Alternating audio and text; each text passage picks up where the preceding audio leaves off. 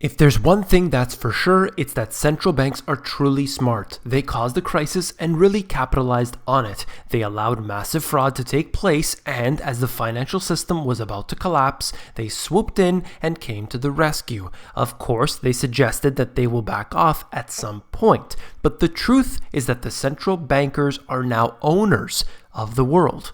They won't give it up. You came here for the truth, so let me unveil that for you. Today we are going to look at a topic that nobody seems to be discussing, and that is central bankers bought up the world. What do I mean by that exactly? Well, let's get into it today, beginning with everyone's favorite, the Fed. This is shrinkage. Drop in Fed's balance sheet assets is barely perceptible, and you will see this green area on the right-hand side. You can barely notice how far this has come down. Why? Because they have $4.5 trillion worth. So when they decide that they are going to reduce their balance sheet at this pace, we would be in the year 3000 by the time they can get this thing actually down. There's no way that they can possibly end up getting rid of the balance sheet without collapsing the global economy. The reason it has gone this far is because central banks have been continuously adding to their balance sheets. Now, we have seen for the past few years, after QE3 ended, it has been relatively stable right across. They've been trying to maintain this level of balance sheet, about $4.5 trillion. Well, I have said it many, many times before.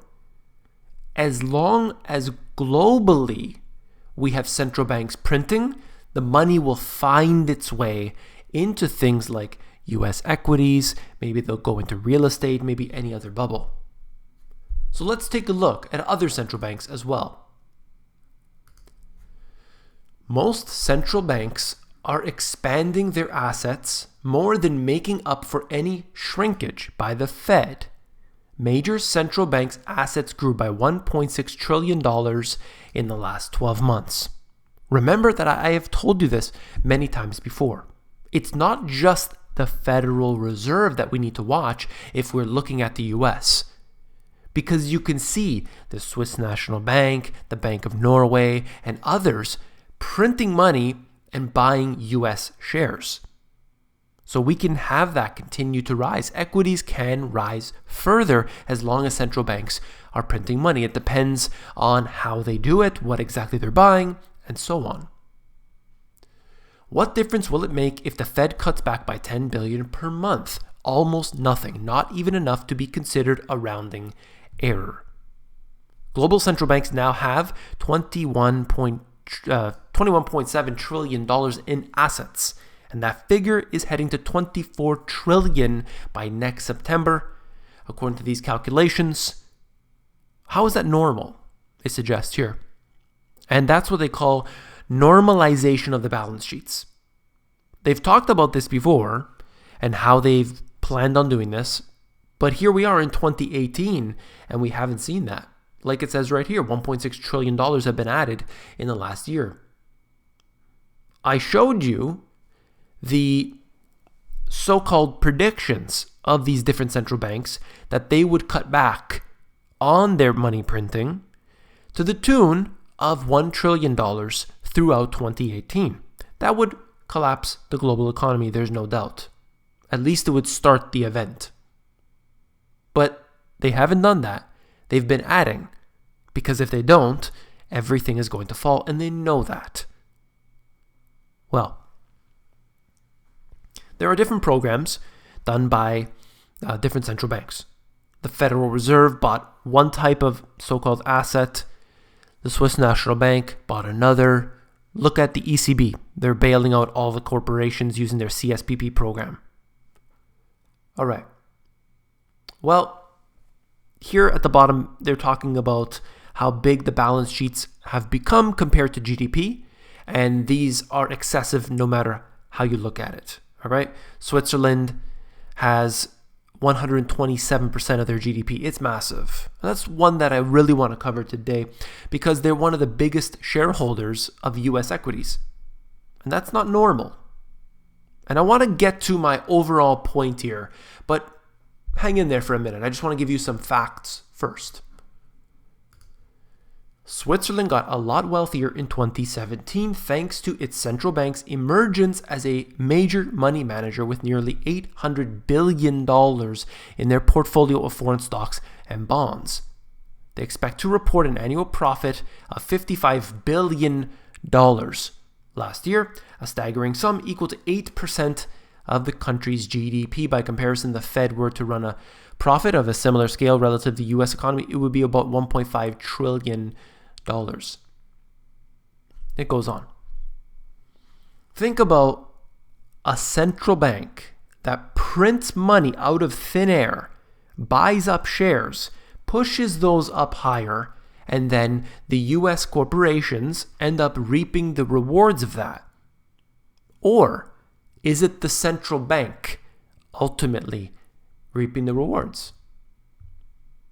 Making bank. The Swiss central bank's profit soared last year as a weaker franc raised the value of its massive portfolio of foreign stocks and bonds. They actually made more than Apple. And what does the Swiss National Bank really do? Well, they print money. That's it. They're a printing press. They have the ability to decide how much money is in circulation. Corporations don't get to do that. The only way that this has been allowed to happen is because these central banks are powerful entities that have their tentacles intertwined with government. They're all one and the same, working together against us. I cannot print my own currency, give it to you, sell it to you, and try to use it as legal tender. I'm not allowed to do that. But this central bank is. And what's the difference between this central bank and another corporation, another entity? Why are they given the right to do that? Because they're stable and secure? We don't know anything about them. We don't know what they do behind the scenes. They're behind the curtain. And yet we have to use their systems. Doesn't seem fair to me. But there's a plan. There is an overall plan, and it's by far, this period in between 2009 and today has been the largest advancement in their plans in history ever before. A weaker franc last year raised the value of the Swiss National Bank's massive portfolio of foreign stocks and bonds. And here you will see that the Swiss National Bank has been able to earn dramatic amounts of money in a short period of time. And if you look at the size of Swiss National Bank compared to the Fed, and you look at the size of Switzerland compared to the US, Switzerland has outperformed the Federal Reserve. Congratulations. You can see the rest of the charts here if you're interested, basically looking at these two and how the fact that their GDP is just a fraction, yet their earnings have been great. And why? Because they've been buying up shares of companies like Apple and so on. I've covered it here before.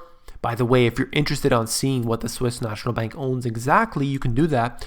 All you need to do is go to a search engine and type in Swiss National Bank 13F, 13F. If you look that up, you will find all of the stocks that they own. You can see that for yourself.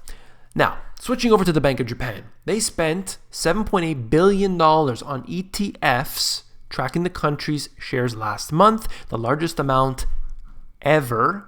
Let me get my highlighter out here for a second. Largest amount ever, going back to 2010. They're worried. Of course, we saw a big decline in what happened here after the financial crisis, during the financial crisis, and they were able to pick that up. So they pushed it up again, but now they're having some issues. They're having a slowdown. They're having sluggishness. And what do? They ramp up the presses, get it going again. Let's buy more ETFs. They own, now, can you believe this? Look at this here. They're buying, by the way, it says 6 trillion yen a year on ETFs. If the market keeps on falling, there will be a problem for what they'll do next. No, They're just going to buy them all. They'll buy 100% of them. The BOJ spent a record amount on ETFs tracking Japanese stocks during March. Look at this. Look at how much this central bank owns. And that's just ETFs. Look, showing you this chart here. 77% of all ETFs the Bank of Japan owns. Now think about what the Bank of Japan is. Well, it's a printing press. It's just like the Swiss National Bank. It's just like the Federal Reserve. They're a printing press and they decide what interest rates will be at any moment. 77% of the ETFs bought up by the BOJ. Nobody's left. Nobody is left. Yet, this is somehow used as the model of success for quantitative easing. I beg to differ. Excuse me. Looking at this asset balance sheets, I mean, what do they expect to do with all this? Well, that's what I saved this point for. We are using this entire philosophy that the central banks, or the lender of last resort, they came in and they bought up shares, they bought up toxic debt, they bought ETFs, they bought everything. And so the point is that at a certain moment when the economy is stronger, they'll allow that debt to roll off and they will be able to have, corporations and individuals and institutions will start buying that up. So there won't be basically this crisis scenario where they just sell everything one day. What we can see, it's unfolding right now, is that central banks printed money out of thin air because somehow they were given this ability you and I don't have, buy up all the shares, and own all assets. Eventually, the BOJ may own nearly 100% of the ETFs. They may start to buy real estate. They may start to buy corporations. They may start to own things that you and I could never possibly afford.